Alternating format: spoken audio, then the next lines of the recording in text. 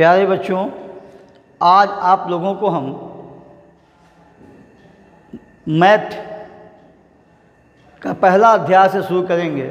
यहाँ पर प्रश्नावली 1.2 लिखा है। आपके एनसीईआरटी बुक में 1.1 में यूक्लिड प्रमेय से, यूक्लिड विभाजक प्रमेय से संबंधित है, जो सिलेबस में अब नहीं है, इसलिए उस चैप्टर को हम छोड़ दे रहे हैं और 1.2 जो आपका पहला चैप्टर है उससे प्रारंभ करने जा रहे हैं।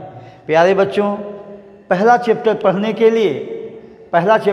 के लिए सबसे मुख्य ये है कि इतने चीज़ों की जानकारी होनी चाहिए। जब किसी भी प्रश्न को हल करते समय आपको अंदरूनी जो स्थिति है, जानकारी है, परिभाषाओं के विषय में जानकारी रहनी चाहिए, तभी आप सवाल लगा सकते हैं। नहीं तो सीधे सीधे ये तो कक्षा 3 से संबंधित, 4 और 5 से संबंधित क्वेश्चन हैं, लेकिन गहराई तक पढ़ने के लिए आपको मुख्य बातों पर ध्यान दीजिएगा। पहले हम कुछ चीज़ों, इस चीज़ को पढ़ने के लिए, प्रश्नावली 1.2 को पढ़ने के लिए जो महत्वपूर्ण जानकारी रखनी चाहिए उसके विषय में हम आपको अवगत करा रहे हैं। और यह जानकारी हो जाएगी तो आप किसी भी प्रश्न को हल करेंगे। लेकिन ये ध्यान रहे कि इसके बाद यह सुपर क्लासेस, इसको हम 3 भाग में डिवाइड किए हैं। अब इसके विषय में चर्चा करें पढ़ाने के बाद। सबसे पहले प्यारे बच्चों, हम सम संख्या के विषय में बता दें आप लोगों को। सम संख्या, जिसे हम कहते हैं इवन नंबर, सम संख्या क्या होता है? सम संख्याएं वे संख्याएं होती हैं, सम संख्याएं वे संख्याएं होती हैं, सम संख्या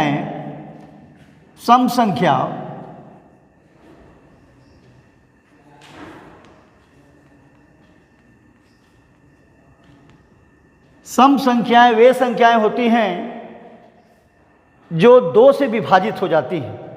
2 से विभाजित होने वाली संख्याएं सम संख्याएं कहलाती हैं, जिसे हम इवन नंबर बोलते हैं, इवन नंबर कहते हैं। यानी 2 से विभाजित होने वाली संख्याएं सम संख्याएं कहलाती हैं। इसके इकाई के स्थान पर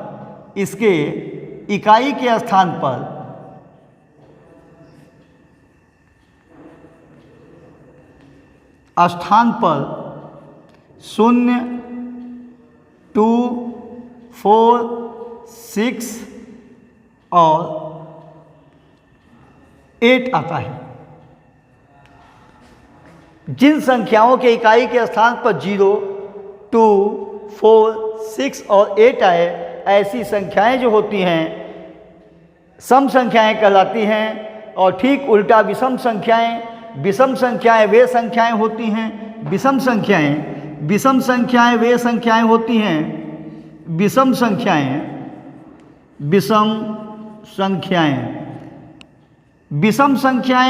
वे संख्याएं होती है प्यारे बच्चों, जिसके इकाई के स्थान पर, यानी वंश के स्थान पर जो होता है 1, 3, 5, 7 और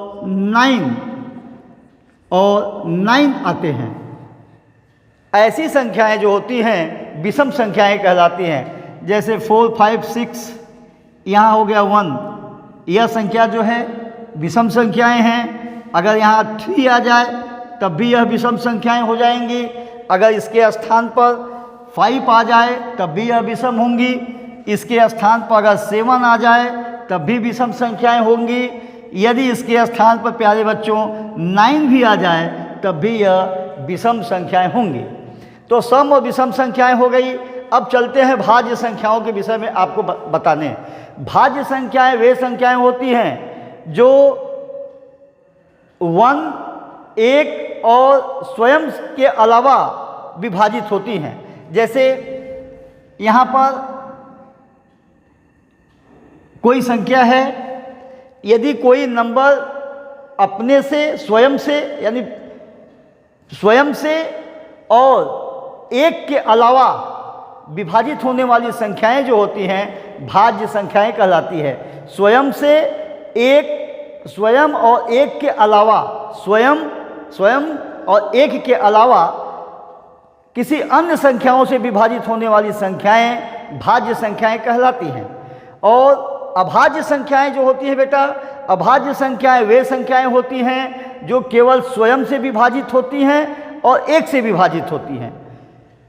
अभाज्य संख्याएं वे संख्याएं होती हैं, अभाज्य संख्याएं वे संख्याएं होती हैं जो स्वयं से और एक से विभाजित होती हैं, इसके अलावा किसी से विभाजित नहीं होती हैं। ऐसी संख्याएं अभाज्य संख्याएं कहलाती है। फिर से सुन लीजिए कि भाज्य संख्याएं जो होती हैं स्वयं से और अन्य किसी संख्या से भी विभाजित होती हैं, लेकिन अभाज्य संख्याएं जो होती हैं यह स्वयं से और केवल एक से विभाजित होती है। स्वयं से और एक से विभाजित होने वाली संख्याएं अभाज्य संख्याएं कहलाती है। और प्राकृतिक संख्याओं के विषय में प्यारे बच्चे बता दें कि प्राकृतिक संख्याएं क्या होती हैं। समस्त गणनीय संख्याएं, समस्त गणनीय संख्याएं, गिनती, गणनी माने गिनती, जो समस्त गणनीय संख्याएं जो होती हैं यह प्राकृतिक संख्याएं होती हैं। अर्थात प्राकृतिक संख्याएं एक से शुरू होती हैं और पूर्ण संख्याएं जो होती हैं वे संख्याएं होती हैं जो समस्त गणनीय के अलावा इसमें अगर जीरो के साथ ले लिया जाए तो ऐसी संख्याएं जो होती है वह पूर्ण संख्याएं कहलाती हैं। जैसे हम आपको बता दें प्राकृतिक संख्याएं,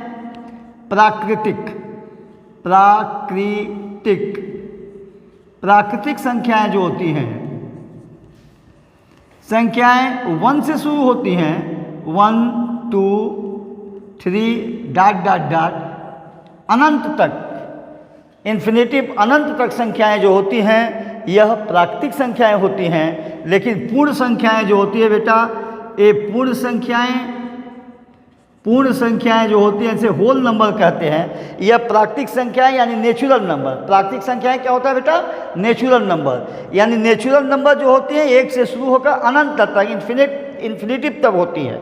और पूर्ण संख्याएं जो होती हैं यह 0 से शुरू होती हैं और इसके साथ 1 2 अनंत तक जाती हैं। अर्थात 0 को अगर साथ में ले लिया जाए तो समस्त प्राकृतिक संख्याएं पूर्ण संख्याएं होती हैं, समस्त प्राकृतिक संख्याएं पूर्ण संख्याएं होती हैं, लेकिन समस्त पूर्ण संख्याएं प्राकृतिक संख्याएं नहीं होती हैं। क्योंकि पूर्ण संख्या में 0 है तो यह 0 प्राकृतिक संख्या नहीं है, यह 0 प्राकृतिक संख्या नहीं है, लेकिन 1 2 3 यह पूर्ण संख्या है। तो एक कथन स्टेटमेंट हुआ प्यारे बच्चों कि समस्त प्राकृतिक संख्याएं पूर्ण संख्या होती हैं और समस्त पूर्ण संख्याएं प्राकृतिक संख्याएं नहीं होती हैं। अब इसके विषय में हम बता दिए, वो एक हेडिंग यहाँ डाले हैं पूर्णांक। पूर्णांक जो होती है बेटा वह जो पूर्ण संख्याएं होती हैं यह दशमलव में नहीं होती हैं। जो पूर्णांक संख्याएं होती हैं यह दशमलव में नहीं होती हैं, और जो दशमलव में लिखी गई संख्याएं होती हैं या अपूर्णांक होती हैं जो किसी दो संख्याओं के बीच में होती हैं। जैसे 1 2 के बीच में, 2 3 के बीच में, ऐसी संख्याएं जो होती हैं वह अपूर्णांक संख्याएं कहती हैं। समस्त गणनीय संख्याएं जो होती हैं पूर्णांक संख्याएं होती हैं। आइए अब हम आपको थोड़ा सा अपवर्त्य के विषय में, प्यारे बच्चों हम आपको अपवर्त्य के विषय में बता दें। ये हम थोड़ा सा गति, ये छोटे क्लास का है इसलिए हम इस पर कम समय ले रहे हैं। अब थोड़ा जहाँ ज़रूरी है वहाँ पॉइंट पर हम थोड़ा रुक के बताएंगे। अब आइए थोड़ा सा हम अपवर्त्य का हेडिंग डाले हैं प्यारे बच्चा। 8वां जो है यह अपवर्त्य है। अपवर्त्य मेरे प्यारे बच्चों, अपवर्त्य का पहले हिंदी जाना जाए। अपवर्त्य, अपवर्तक, इन दोनों चीज़ों को जान लो मेरे प्यारे बच्चों। अपवर्त्य जो होता है यह होता है प्यारे बच्चों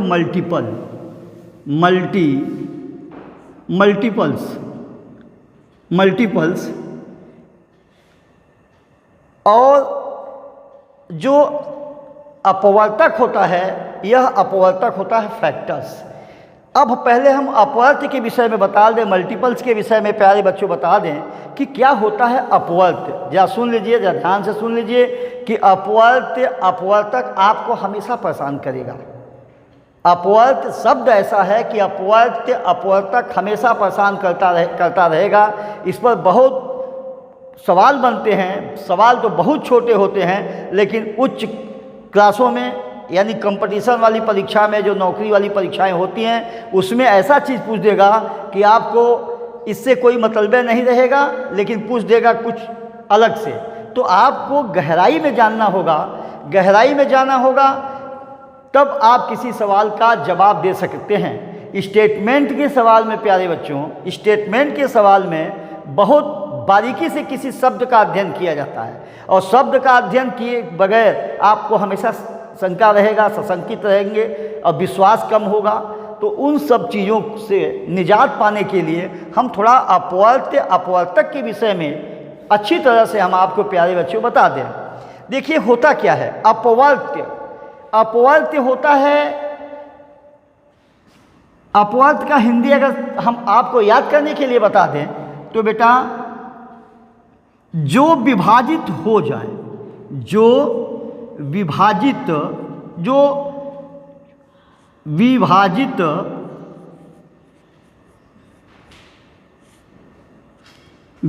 हो जाए, और इसी को ठेठ में हम कह देंगे जो कट जाए। ठेठ में कह देंगे जो कट जाए, जो कट जाए, जो किसी संख्या से कट जाए, किसी संख्या से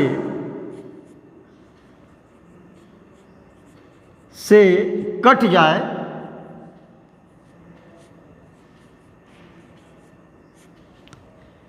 वह उसी संख्या की अपवर्त्य कहलाएगी। जरा ध्यान से सुन लीजिए हमारी बात। जो किसी संख्या से कट जाए वह उसी संख्या की अपवर्त्य कहलाएगी प्यारे बच्चों। तो अगला जो टॉपिक है यह पूर्णांक के विषय में हम कहे थे। अगला टॉपिक क्या था बेटा? पूर्णांक, इंटीजर्स के विषय में बताए थे। इंटीजर दो प्रकार के होते हैं, यह एक होता है धनात्मक, एक होता है ऋणात्मक।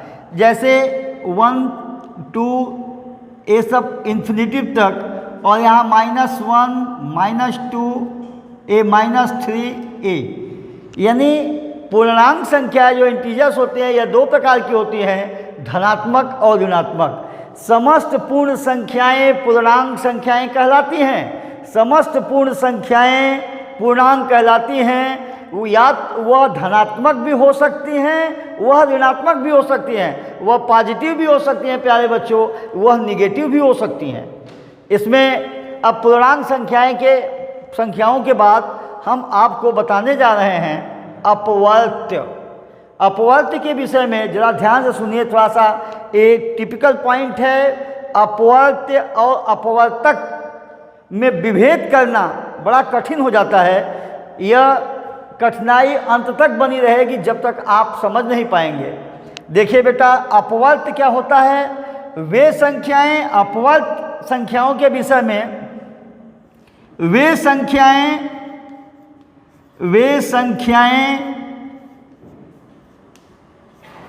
जो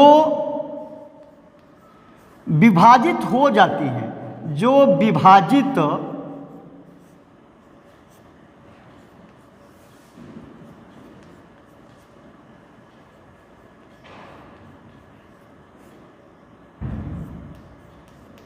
अर्थात जो कट जाती हैं, इसको ठेठ में कहेंगे जो कट जाती है, यानी जो डिविजिबल है, जो कट जाती है।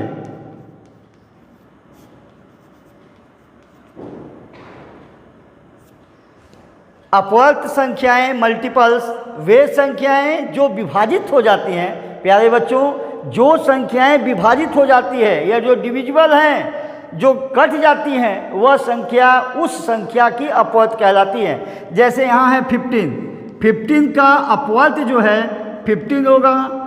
15 15 दूनी 30 और 45 60, यानी यह अनंत तक, इन्फिनिटिव तक होती हैं।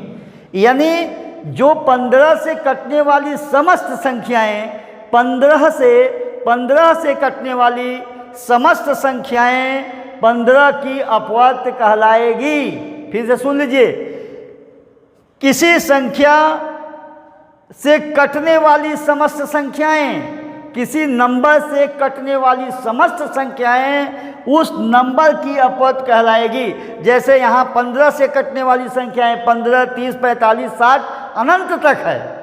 ये समस्त संख्याएं जो होती हैं यह 15 की अपवर्त यानी 15 की मल्टीपल्स हैं। अर्थात हम ये कह सकते हैं समस्त संख्याओं का पहाड़ा, समस्त संख्याओं का टेबल, समस्त संख्याओं का पहाड़ा उस संख्या की अपवर्त कहलाती है।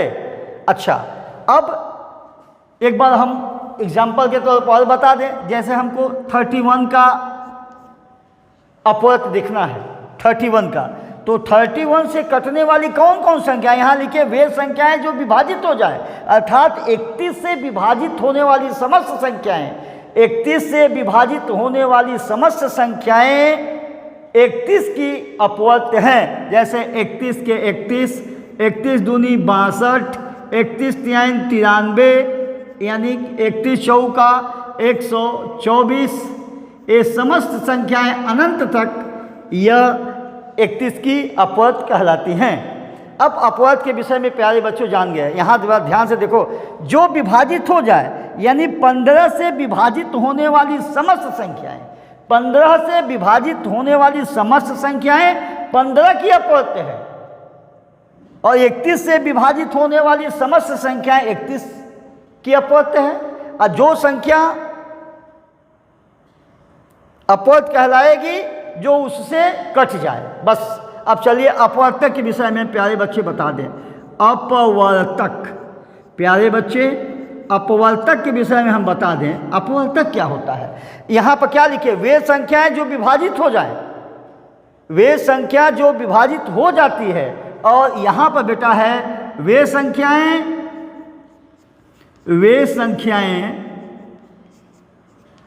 जो विभाजित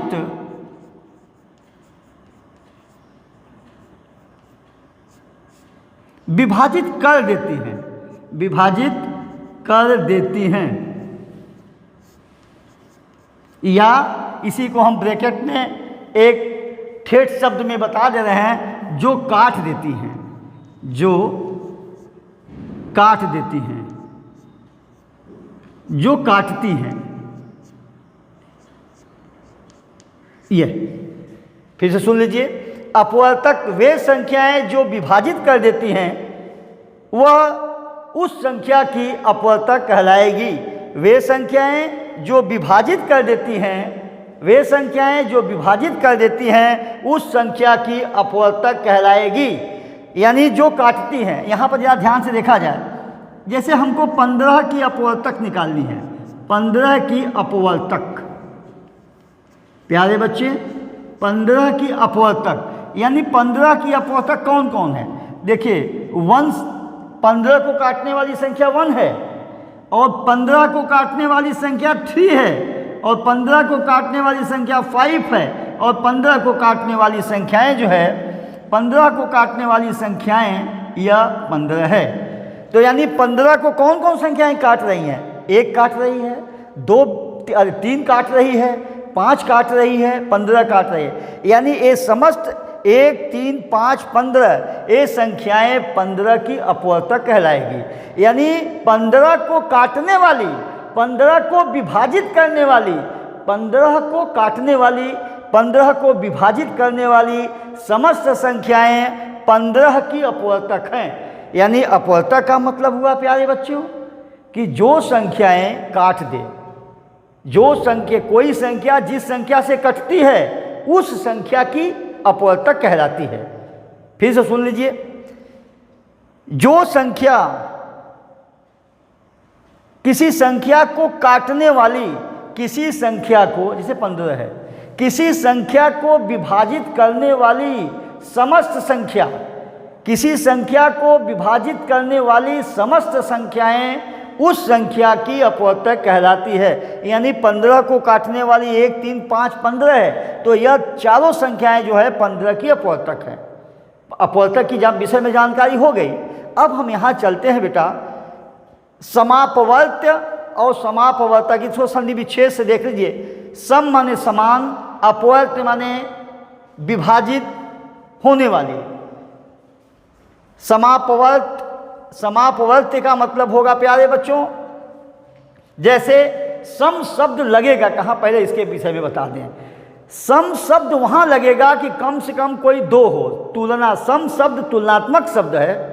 सम शब्द प्यारे बच्चों यह तुलनात्मक शब्द है। इस तुलनात्मक शब्द में कम से कम दो अंकों का होना आवश्यक है। जैसे यहाँ है 16 और 24। 16 की अपवर्त्य, 16 की अपवर्त्य,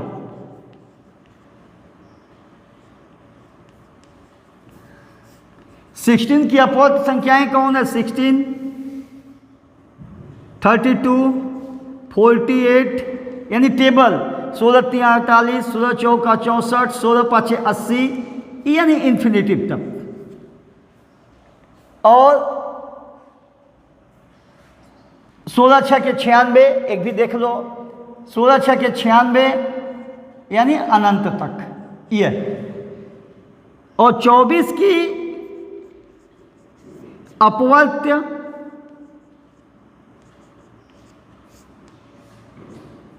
24 दूनी 48, 24 तिया 72, 24 चौका 96, 24 पंजे 120, अनंत तक ये।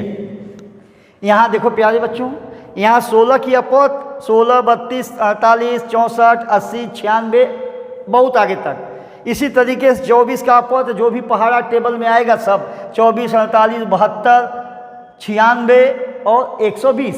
तो यहाँ पर हम देखेंगे अब दो चीज़ें हैं, 16 24 है, तो हम यहाँ पर सम अपवर्त्य, जो सम माने समान, अपवर्त्य माने जो सम माने समान। सम मीन्स क्या होता है बेटा? समान। सम अपवर्त्य, सम अपवर्त्य, सम अपवर्त्य का अर्थ प्यारे बच्चों, सम माने समान, अपवर्त्य माने विभाजित हो जाती हैं। यानी कौन ऐसी संख्याएं हैं जो दोनों से विभाजित होती हैं? तो उसमें क्या है देखिए, 48, 96, 96, ये बहुत से आएंगे। यानी पहला शब्द जो है, पहला अंक जो है 48 है। तो 48 से कटने वाली समस्त संख्याएं समापवर्त्य होंगी। फिर से सुन लो, क्या कर रहे हैं? 16 और 48 को काटने वाली 16 और 48,